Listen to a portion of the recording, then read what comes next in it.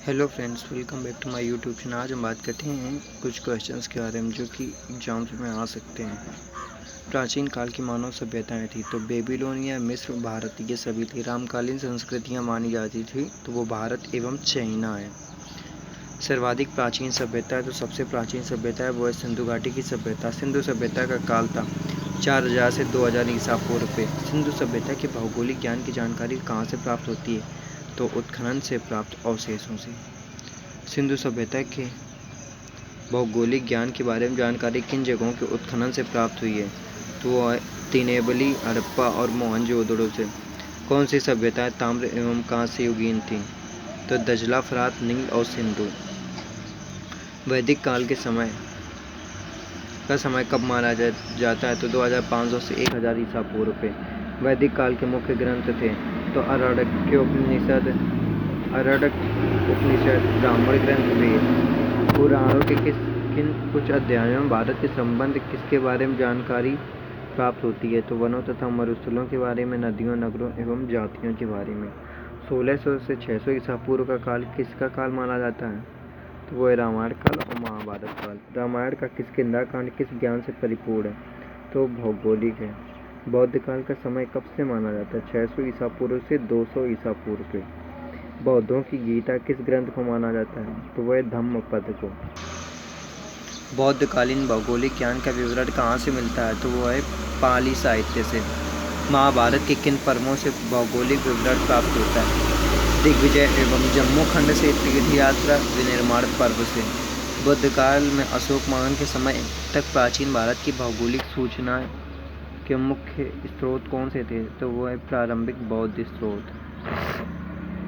पौराणिक काल का समय कब माना जाता है तो 1000 ईसा पूर्व से 300 ईसा पूर्व तक। अष्टाध्यायी किसकी रचना है तो वह पाणिनि की। अर्थशास्त्र का लेखक किसे माना जाता है तो वह कौटिल्य को। यामिनी तंत्र के रचनाकार हैं तो वह कौटिल्य हैं। सूर्य सिद्धांत के रचनाकार हैं तो वह कौटिल्य। महाभाष्य किसकी रचना है तो वह पतंजलि की। अर्थशास्त्र की विषय वस्तु संबंधित है तो वह है राजनीति से। किस ग्रंथ के बहुत से मंत्रों में भौगोलिक विचारों का समावेश मिलता है तो ऋग्वेद और यजुर्वेद से। खगोल, भौतिक, आर्थिक, सामाजिक तथा बस्ती एवं नगरीय भूगोल का सम्यक ज्ञान था तो वह आर्यों को। जैन साहित्य भौगोलिक ज्ञान से भरा पड़ा था तो वह उत्तरकालीन संस्कृत साहित्य था। काव्य मीमांसा के रचनाकार हैं तो वह राजशेखर। भारत के परंपरागत भूभागों का स्पष्ट वर्णन किया गया है तो वो है काव्य मीमांसा में। हर्षचरित किसकी रचना है तो बाणभट्ट की। भौगोलिक ज्ञान से ओतप्रोत ग्रंथ था तो वो है हर्षचरित और पवनदूत। मेघदूत किसकी प्रसिद्ध रचना है तो वो कालिदास की। कालिदास के भौगोलिक ज्ञान की स्पष्ट झलक मिलती है मेघदूत और रघुवंश से। पवनदूत किसकी रचना है तो वो है धोई की। नौसदी चारित्र रचना है तो वो है हर्ष की। किन यूनानी भूगोलवेत्ताओं ने भारत का भौगोलिक वर्णन किया है तो हिक्टियस ने। किसका खगोल एवं ज्योतिष विज्ञान सबसे अधिक प्राचीन है तो भारत का। विष्णु पुराण में मुख्यतः किस विज्ञान का वर्णन किया गया है तो वह खगोल का। सूर्य, चंद्र, नक्षत्र तथा अंतरिक्ष का उत्तम विवरण मिलता है तो ब्राह्मण, वेद, उपनिषद तथा पौराणिक ग्रंथों में। पृथ्वी परिभ्रमण का उल्लेख मिलता है तो यजुर्वेद और ऋग्वेद में। दिन रात के छोटे बड़े होने और ऋतु परिवर्तन के बारे में जानकारी मिलती है तो वह वेदों में। चंद्र ग्रहण तथा सूर्य ग्रहण का स्पष्ट वर्णन मिलता है तो वह वेदों में। भारतीय ग्रंथों में 31 मार्च व 30 सितंबर को कहा गया है समअहर्निश। भारतीय विद्वानों को भली भांति पता था चंद्रमास, सौरमास, सौरवर्ष। प्राचीन भारतीय विद्वान विज्ञ थे तो 27 नक्षत्रों की चालों को सूर्य नक्षत्र गणनाओं से। भारतीय ज्योतिष, भूगोल तथा गणित के प्रमुख सिद्धांत, विषय तथा प्रक्रियाएं। सिद्धांतों की मौलिकता ये कथन है सत्य। प्राचीन भारतीय विद्वानों को पूरा ज्ञान था तो ग्रहों की गति का और ग्रहों की गति परिवर्तन का, सूर्य चंद्र की लंबाई का। प्राचीन भारतीय विद्वानों की जानकारी थी तो ध्रुव तारा और चंद्र कलाओं की। भारत में खगोलिकी का विकास हुआ तो रामायण एवं महाभारत काल में, उत्तर वैदिक काल में और बौद्ध काल में। सूर्य सिद्धांत की विषय वस्तु क्या है तो वह खगोल विज्ञान। खगोल विज्ञान के मुख्य भारतीय विद्वान हैं तो ब्रह्मगुप्त, वारामेद और आर्यभट्ट भारत के प्रमुख खगोलविदों में शामिल हैं। तो वह भोजदेव, वरुण, लल तथा श्रीधर। भास्कराचार्य का संबंध विज्ञान की किस शाखा से था? तो वह खगोल। कौन पृथ्वी को गोलाकार पिंड के रूप में मानता था? तो भास्कर गुप्त। प्राचीन भारत के मुख्य खगोल शास्त्रियों में शामिल है उत्पल एवं पद्मनाभ, कटिल्ला, बोधायन एवं विजयानंद। पृथ्वी की परिधि की गणना करने वाला पहला भारतीय था तो वह आर्यभट्ट। आर्यभट्ट ने पृथ्वी की परिधि की गणना करके बताया था तो 24,835 मील। फिर उसके बाद प्राचीन भारत के विख्यात खगोलवेत्ता थे तो वह वारामीर। वारामीर का कार्य क्षेत्र था तो वह उज्जैन। पंच सिद्धांत किसका ग्रंथ है? तो वह वारामीर। पंच सिद्धांत का विषय वस्तु है तो वह खगोल की। किसने अपने ग्रंथ में खगोल की 5 पद्धतियों की व्याख्या की है? तो वह वारामीर। ब्रह्म सिद्धांत के लेखक कौन है? तो वह ब्रह्मगुप्त।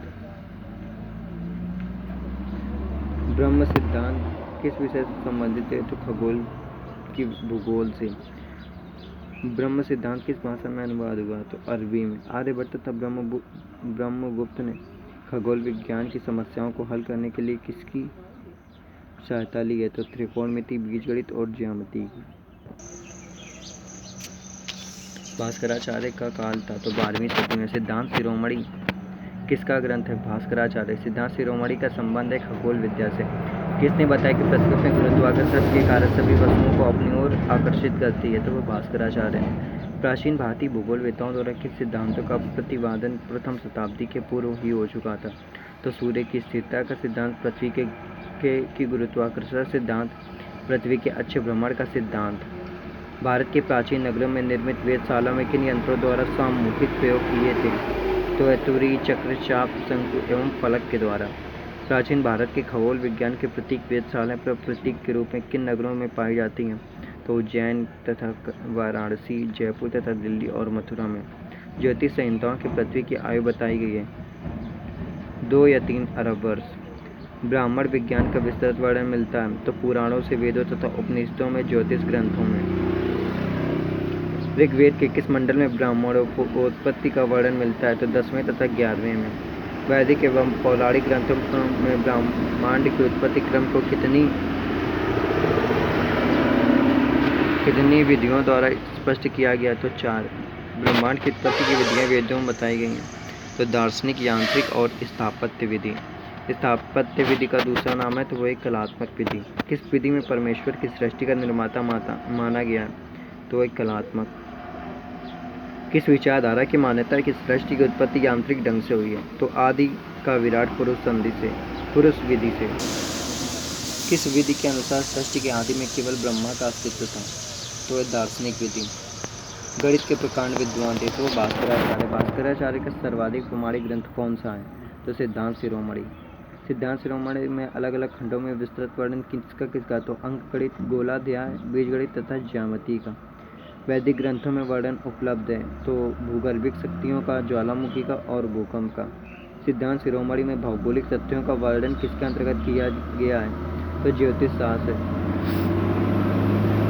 पृथ्वी के निर्माण एवं विकास की विभिन्न अवस्थाओं का वर्णन किया गया तो वैदिक ग्रंथों में। वैदिक ग्रंथों में जल तथा जल के वितरण का अनुपात बताया गया तो 1:2 पे।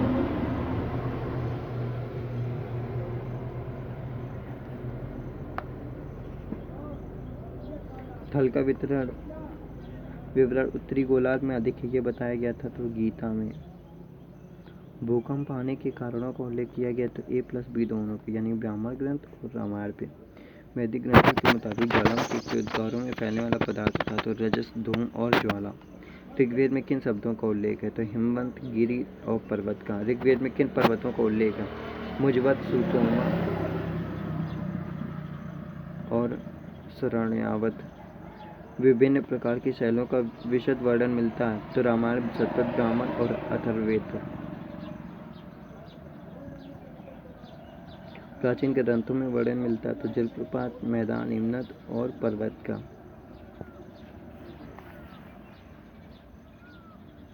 हेमंत का उल्लेख किया गया तो अथर्ववेद, ऋग्वेद पे। हेमंत को कालिदास ने कहा है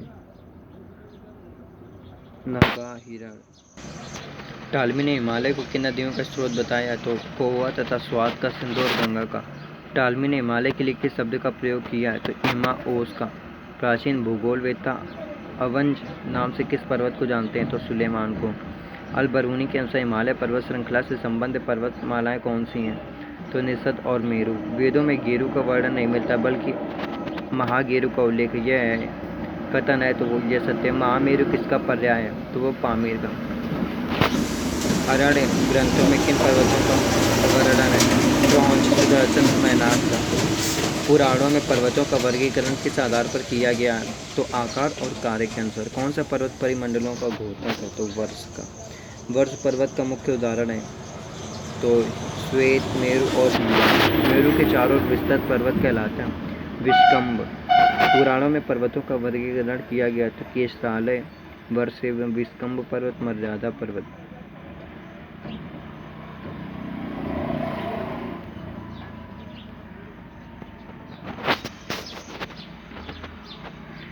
पुराणों में पर्वतों को कितने वर्गों में विभाजित किया गया है? तो 6। पुराणों को भूगोल नामक पुस्तक के लेखक कौन है? तो प्रोफेसर अली। देश की सीमा पर स्थित पर्वत कहलाते हैं तो मर्यादा पर्वत के उदाहरण है तो कैलाश और देवकूट। किसी पर्वत समूह के भाग वाले पर्वत को कहा जाता है तो वह कुल पर्वत।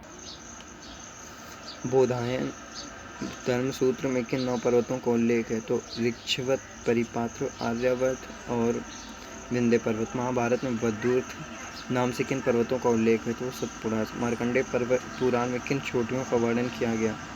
तो वह सूर्याद्रि, सोम और अमरकंटक। जैव व वैदिक ग्रंथों में किस पर्वत का उल्लेख है? तो अर्बुद का। आर्यावर्त की दक्षिणी सीमा पर कौन पर्वत स्थित है? तो वह परिपात्र। किसने विंध्य पर्वतों को ओडोन कहा है? तो टालमी ने। मार्कंडेय पुराण में किन चोटियों का वर्णन उपलब्ध है? तो सोनका। जैन तथा वैदिक ग्रंथों में उल्लेखित अर्बुद पर्वत का वर्तमान नाम है तो नीलगिरी। अर्बुद पर्वत को कहीं कहीं पर कहा गया है तो सतपुड़ा। अर्बुद पर्वत का दूसरा नाम क्या है? तो प्रियभास पर्वत। अहिच्छत्र किस जनपद की राजधानी थी? तो है काम्पिल्य की। भारत के प्राचीन भूगोलवेत्ताओं ने कोयम्बटूर के ऊपरी स्थित पश्चिमी घाट की सहस्राद्रि नाम से उल्लेख किया। यह कथन है सत्य। श्रावणकोर पहाड़ी जो वास्तव में पश्चिमी घाट का दक्षिणी प्रसरण है, वास्तव में मलयगिरी का पश्चिमी छोर है। यह कथन है सत्य। मरकटक श्रेणी का उल्लेख मिलता है तो वायु पुराण पे, मत्स्य पुराण और पद्म पुराण पे। कालिदास ने मेघदूत में किसका वर्णन अमरकूट के नाम से किया है? तो अमरकटक में। मलयकूट या मलय पर्वत में किसका आश्रम था? तो आगस्त्य ऋषि का। कलिंगों का पर्वत कौन सा था? तो महेंद्र। पांडवों का पर्वत कौन सा था? तो वो है मलय। वह हिस्मती के निवासियों का पर्वत था तो वह ऋषि। विंध्य पर्वत संबंधित था कूटकों से। निषादों का पर्वत था परिपात्र। मध्य प्रदेश तथा महाराष्ट्र राज्यों में फैली अमरकटक श्रेणी का वर्णन किस पुराणों पे मिलता है? तो वह है मार्कंडेय, मत्स्य और पद्म पे। दक्षिणी भारत के मलयगिरी एवं नीलगिरी तथा मलयालय का उल्लेख किया गया तो अग्नि, मार्कंडेय और पद्म पुराण पे। पुराणों में सेमल पर्वत के नाम से किसका उल्लेख है? तो श्री पर्वत। नदियों का विस्तृत रूप से वर्णन मिलता है ऋग्वेद और अथर्ववेद पर। ऋग्वेद के किस मंडल को मुख्य रूप से नदी सूक्त में नदियों का वर्णन किया गया? 10वें। ऋग्वेद में नदियों के लिए किन शब्द का प्रयोग किया गया? तो पहाड़ा, गढ़ा, नद तथा नदी। छोटी नदियों को किस नाम से पुकारा जाता है? रुद्र तथा उपनदी। ऋग्वेद में प्रवाह के आधार पर कितने प्रकार की नदियों का वर्णन किया गया? तो व्युदक, स्रोत, प्रावृत काल का, सर्वकाल का। सर्वकाल का तात्पर्य सतत वाहिनी। व्युदक स्रोत नदी का तात्पर्य शुष्क। नदियों के विभिन्न कार्यों का वर्णन किया गया है तो रामायण, पौराणिक ग्रंथ और वैदिक ग्रंथ। प्राचीन काल में नदियों के किन कार्यों का वर्णन है? वहन कार्य, अपरदनात्मक कार्य, निक्षेपण कार्य। बाढ़ के समय नदी को कहा जाता था तो रजस्वला। वैदिक एवं पौराणिक ग्रंथों में नदियों के संगम के लिए प्रयुक्त शब्द है प्रयाग, सफेद संगम। शिव पुराण में गंगा कितने मुखों का वर्णन है? तो 100। किस पुराण में कावेरी को कितने मुखों का वर्णन किया गया? तो 21। किस पुराण में गोदावरी के 10 मुखों का उल्लेख है? तो शिव पुराण में। किस पुराण में आर्यवर्त की 7 नदी समूह का विस्तृत वर्णन किया गया? तो मार्कंडेय। सप्त सिंधु नदी समूह का विवरण किन अन्य प्राचीन ग्रंथों से मिलता है? तो वाल्मीकि रामायण, अथर्व संहिता, भरत संहिता, उपरोक्त सभी से। भरत संहिता के रचनाकार है तो वारावीर। आर्यों की मुख्य भूमि थी कलिंग भूमि। सिंधु तथा उसकी सहायक नदियों से प्रभावित क्षेत्र कहलाता है। तो सप्त सिंधु प्रदेश। प्राचीन ग्रंथों में वर्णित नदियों को किन समूहों में बांटा गया है? तो 8 प्राचीन ग्रंथों में वर्णित नदी समूह है सिंधु नदी समूह, ब्रह्मपुत्र, मेघना नदी समूह को मुख्य नदियाँ, तीसरा तथा करताया, सुरमा। लूनी चंबल समूह की मुख्य नदियाँ तो वेत्रवती, साबरमती एवं सिप्रा। महानदी समूह की मुख्य नदियाँ महानदी तथा कोपल। कावेरी नदी समूह में आने वाली नदियाँ तो सुप्तलावती। वायुमंडल का विस्तृत वर्णन मिलता है तो ऐतरेय ब्राह्मण संहिता पे। किसने अपने ग्रंथ में वायुमंडल के स्तरों को नाप का वर्णन किया है? तो वो आर्यभट्ट। प्राचीन भारतीयों को पर्याप्त जानकारी थी तापमान एवं बाष्पीकरण, सौरिक ताप और संघनन आर्द्रता की। प्राचीन भारतीय ग्रंथ में कितने ऋतुओं का वर्णन मिलता है? तो 6 वैदिक ग्रंथों में कितने प्रकार की हवाओं का वर्णन मिलता है? 3 वैदिक ग्रंथों में वर्णित हवाएं हैं तो वहाँ रुद्र, झंझावात, वायु, मानसून हवाएं। बौद्ध ग्रंथों में किन हवाओं का वर्णन मिलता है? चंदानिल, नीतोनिल और वातताया का वर्णन है तो लू से। बौद्ध ग्रंथों में चंदोनिता का वर्णन किया गया है तो वह झंझावात, उत्पातवात और आंधी से। भारतीयों को सदैव मुख्य व्यवसाय रहा है तो कृषि। ऋग्वेदों में प्रयुक्त शब्द यव का अर्थ है तो जौधान शब्द का तात्पर्य है चूना जौ। ऋग्वेद में सभी प्रकार के खाद्यान्नों के लिए प्रयुक्त शब्द था तो धान्य। वैदिक काल के उत्तरार्ध में मुख्य फसलें कौन सी थीं? तो गेहूँ तथा चना, तिल एवं ज्वार, धान एवं जौ, मसूर, उड़द, मूंग, तिलहन, गन्ना और कपास मुख्य फसलें थीं। तो पूर्व वैदिक काल की, उत्तर वैदिक काल और महावैदिक काल की। पतंजलि के महाकाव्य में किसका वर्णन मिलता है? तो वो है बीजों का। भूमि उपयोग वर्गीकरण का विवरण किया गया तो पाणिनि ने। ऋग्वैदिक काल की कृषि थी तो वो सिंचित। किस ग्रंथों में आर्यों द्वारा प्रयुक्त किए जाने वाली सिंचाई की विभिन्न विधियों का वर्णन है? तो वैदिक ग्रंथों में। वैदिक काल में सिंचाई का मुख्य साधन थे तो नदी, तालाब, कूप तथा झील। कूपों में किसके माध्यम से जल निकाला जाता है? तो चरक और ढेकली के द्वारा। चावल की वर्षा में कितने फसलें ऋग्वैदिक काल की होती हैं? तो वो हैं 2। महाभाष्य किसकी रचना है? तो पतंजलि की। पतंजलि के महाभाष्य में जलवायु में मिट्टी के प्रभाव के आधार पर उत्पादक क्षेत्रों का विवरण दिया गया। कथन है ये सत्य। महाभाष्य के अनुसार उशीनर तथा पंजाब मुख्य उत्पादक थे गेहूँ और जौ के। पतंजलि काल में धान के मुख्य उत्पादक क्षेत्र थे तो वो हैं वंग, अंग और मगध। उत्तर पांचाल जनपद की राजधानी थी तो अहिच्छत्र। पौराणिक ग्रंथों में कृषि के साथ साथ वर्णन मिलता है तो पशुपालन का। किस ग्रंथों में भूमि की नाप तथा कृषि फसलों का विस्तृत वर्णन मिलता है? तो अर्थशास्त्र में। प्राचीन भारत के औद्योगिक विकास का पर्याप्त वर्णन मिलता है उपरोक्त सभी से, यानी मौर्य एवं गुप्तकालीन ग्रंथों में, रामायण और महाभारत में, वेद और पुराण में। प्राचीन काल में भारतीय अपनी आवश्यकताओं की पूर्ति करते थे तो हस्त कौशल द्वारा और कुटीर उद्योगों द्वारा। वैदिक ग्रंथों में किन उद्योगों का वर्णन मिलता है? तो काष्ठ शिल्प, खनन उद्योग और वस्त्र निर्माण उद्योग। सूती, रेशमी व ऊनी वस्तुओं के प्रयोग का वर्णन मिलता है तो वह वाल्मीकि रामायण में। प्राचीन समय के वस्त्र निर्माण भारत में पर्याप्त रूप से विकसित था तो ये पूर्णतः सत्य है। प्राचीन समय में वस्त्र निर्माण भारत की पर्याप्त रूप से विकसित था तो ये सत्य है। खनन कार्य करने वाले श्रमिकों को वाल्मीकि रामायण में कहा गया है तो वह खनन। कौशल प्रदेशक किस राशि से महत्वपूर्ण था? वे खनिज भंडार।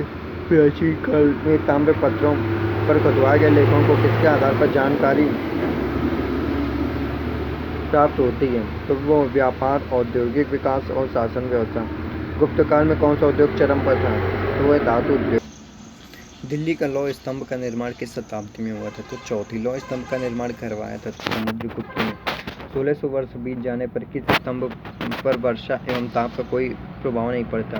तो वह लौह स्तंभ। वास्तुशिल्प विज्ञान का ज्ञान यूरोपीय देशों में कहाँ से लिया है? तो वह भारत से। वैदिक ग्रंथों में किसका व्यापार समुद्री भागों से होने का विवरण मिलता है? तो पशुओं तथा वस्त्रों का।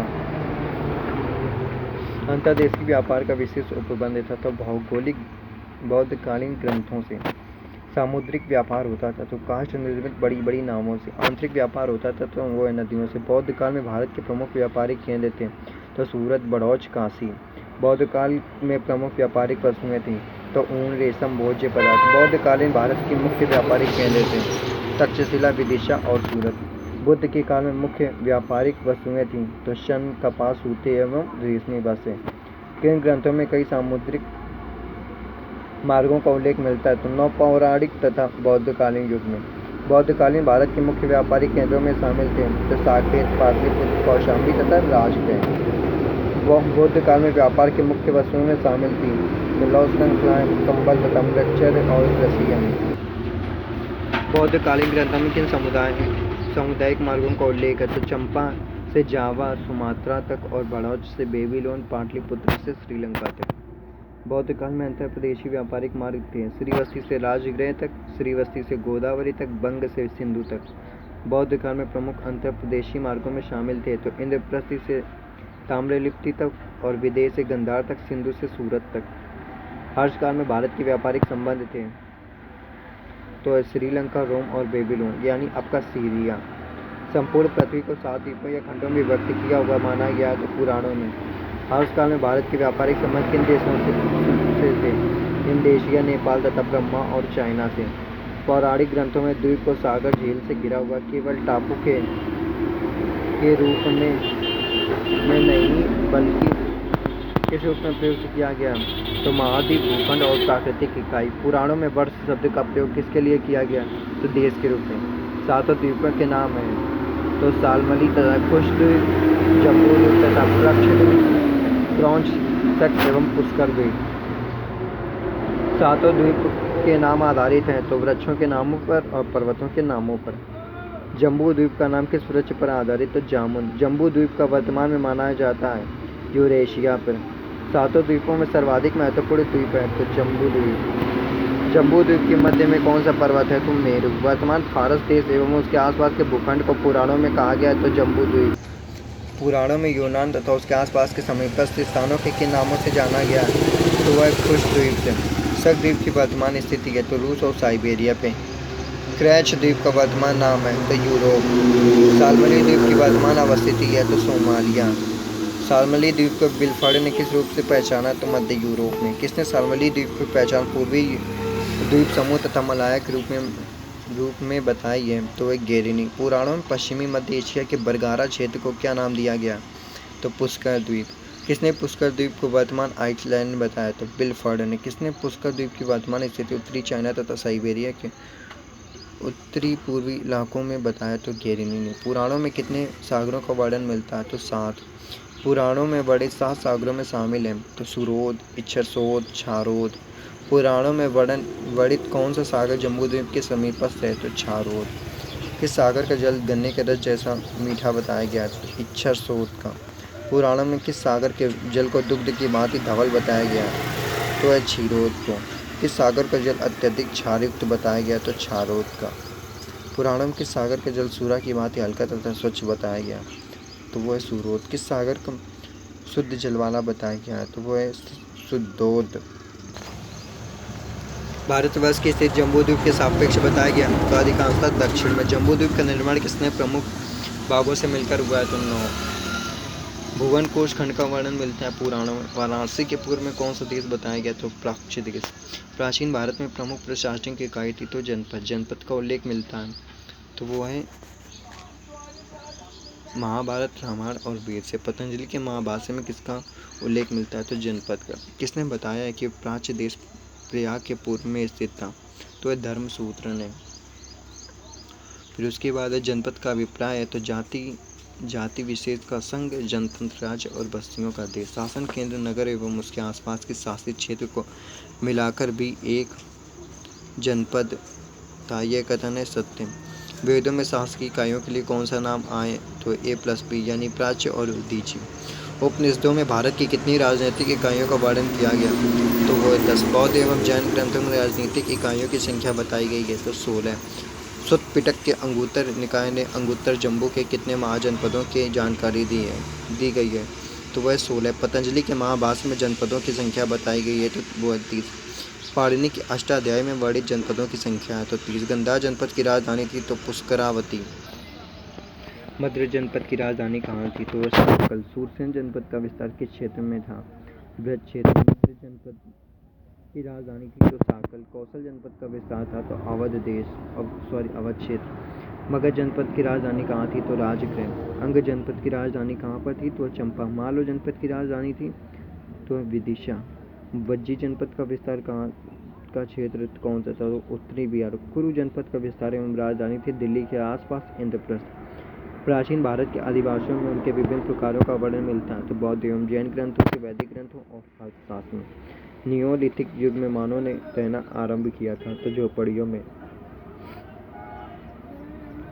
ग्राम मानव के मुख्य अधिवास बने। वैदिक काल में आकार के आधार पर ग्रामों का विभाजन किया गया। निगमा गामा गामा गामका। गामका होते छोटे गांव, फिर गामा होते साधारण गांव। निगमा गामा का को कहते थे सबसे बड़ा गांव।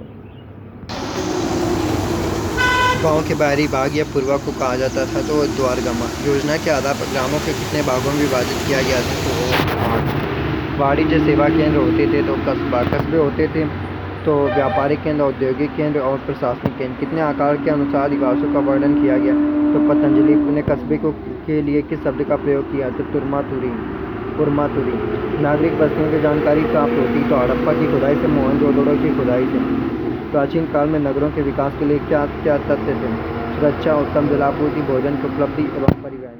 किसने नगरों को उनके कार्यों के अनुसार 8 वर्गों में विभक्त किया है तो वो आज प्राचीन ग्रंथों में किन नगरों का विस्तार रूप से उल्लेख किया गया तो इंद्रप्रस्थ तथा वाराणसी, अयोध्या तथा मथुरा, राजगृह तथा कौशाम्बी। कितने प्रमुख मार्गों का विस्तार देश के एक छोर से दूसरे छोर तक था तो वो है 3। वज्जी महाजनपद की राजधानी थी तो वैशाली है। महाजनपद की राजधानी थी कुशीनगर। विदेह एवं ब्रिज जनपद की राजधानी थी मिथिलापुरी। कैकेयी जनपद की राजधानी कहाँ थी तो वह गिरजक में। विदर्भ जनपद का मुख्य क्षेत्र था अमरावती के आसपास और भृगुकक्ष जनपद की राजधानी थी तो भृगुकक्ष। चेदी जनपद की राजधानी थी तो वह सुप्तकीर। सर्वे ऑफ इंडिया की स्थापना कब की गई थी 1768। राष्ट्रीय मानचित्रावली संस्थान कलकत्ता की स्थापना की गई थी SP चटर्जी ने। भारतीय सांख्यिकी संस्थान का प्रादेशिक सर्वेक्षण विभाग कहाँ स्थित है न्यू दिल्ली। RL सिंह ने भारत को कितने लघु प्रदेशों में विभक्त किया तो 190। प्राचीन भारत में भौगोलिक चिंतन में कितने पुराणों का जिक्र किया गया तो 18। पंच सिद्धांतिका नामक खगोलीय पुस्तक का लेखक कौन है तो वो 12 दिल्ली, मथुरा, उज्जैन, काशी तथा जयपुर में वेधशालाओं का निर्माण किसने करवाया था तो जयपुर के राजा महाराजा जयसिंह ने। मथुरा की विशेष विवरण किस पुराण में दिया गया तो वामन पुराण में। पुराणों में बड़ी जम्बूद्वीप पृथ्वी किस भाग के रूप में जाना जाता है तो यूरेशिया में। वर्तमान समय का हिमालय पर्वत प्राचीन काल में किस नाम से जाना जाता था तो वो हेमंत पर्वत। प्राचीन काल की नर्मदा महानदी के दक्षिण का भाग कहलाता था दक्षिण पथ। पृथ्वी चपटी नहीं अपितु गोलन आकृति ये किसने कहा तो आर्यभट्ट ने। निम्नलिखित पौराणिक द्वीपों में कौन सा एक ऑस्ट्रेलिया महाद्वीप से संबंधित है? शक्द्वीप। भारत की प्राचीन विश्व मानचित्र सर्वप्रथम किसने बनाया था तो जेम्स रेनेल। पतंजलि द्वारा किया गया विभिन्न नगरों का वर्णन किस पुस्तक में है तो महाभाष्य। निम्नलिखित में किस वेद में 5 ऋतुओं का उल्लेख अधिक वेद में? भारतीय साहित्य में भूगोल शब्द का प्रयोग सर्वप्रथम कहाँ हुआ था तो सूर्य सिद्धांत। निम्नलिखित में किसने भूकंप शब्द का प्रयोग किया था तो वो है वेद में। पौराणिक वर्गीकरण के अनुसार भारत किस द्वीप का भाग है तो जम्बूद्वीप का। निम्नलिखित में किसने यह प्रमाणित किया कि ज्वार-भाटा सूर्य और चंद्रमा के गुरुत्वाकर्षण शक्ति के कारण होते हैं तो वह भारतीयों ने। एटलस ऑफ बंगाल 1789 का लेखक निम्नलिखित में से कौन है तो जेम्स रेनेल। भारतीय योजना आयोग के अनुसार भारत के नियोजन प्रदेश की संख्या कितनी है 13। भारत के स्नातक स्तर के भूगोल का अध्यापन किस वर्ष में आरंभ किया गया तो 1927 में। स्नातक स्तर पर भूगोल के अध्यापन निम्नलिखित स्थानों में सर्वप्रथम कहाँ से आरंभ किया गया अलीगढ़ से। भारत में पढ़ा स्नातक स्तर पर भूगोल का अध्यापन किस वर्ष आरंभ किया गया 1940 में। पढ़ा स्नातक स्तर पर भूगोल का अध्यापन निम्नलिखित किस स्थानों में सर्वप्रथम कहाँ आरंभ हुआ था तो अलीगढ़। RP मिशन ने किस मुख्यतः किससे संबंधित है तो प्रादेशिक भूगोल से। मोहम्मद शफी ने किस क्षेत्र तो वो उन्होंने किया था कृषि भूगोल पर। जनसंख्या भूगोल में से कौन संबंधित GS घोषल। निम्नलिखित में कौन सा युग सुमेलित नहीं है तो RL सिंह राजनैतिक भूगोल से। निम्नलिखित में कौन सा युग में सुमेलित है मोहम्मद शफी सागर विश्वविद्यालय। निम्नलिखित में कौन सा युग्म सुमेलित नहीं? तो जगदीश सिंह इलाहाबाद। निम्नलिखित में कौन सा युग्म सुमेलित नहीं? तो डीपी सक्सेना आर्थिक भूगोल पे सुमेलित नहीं। नेशनल रिमोट सेंसिंग एजेंसी कहाँ स्थित है? हैदराबाद में। National atlas thematic mapping organisation का मुख्यालय कहाँ पर है? तो वो कोलकाता। भारतीय सर्वेक्षण विभाग का मुख्यालय कहाँ पर स्थित है? तो वो है देहरादून पे। धरातल पत्रक कहाँ छापे जाते हैं? देहरादून पर। द जियोग्राफर जनरल का प्रकाशन कहाँ से होता है? तो वो है अलीगढ़ से। इंडियन जियोग्राफर जनरल का प्रकाशन कहाँ से होता है? चेन्नई से। उत्तर भारत भूगोल पत्रिका का प्रकाशन कहाँ से होता है? तो वो है गोरखपुर से। द नेशनल जियोग्राफर का प्रकाशन कहाँ से होता है? तो वो है Allahabad. Geographical society of India है तो कोलकाता में। द इंडियन जियोग्राफिकल सोसाइटी है चेन्नई में। तो प्लीज़ फ्रेंड्स, अगर वीडियो आपको अच्छी लगी तो प्लीज़ इसे लाइक करें, शेयर करें और सब्सक्राइब करना बिल्कुल ना भूलें। Thank you very much.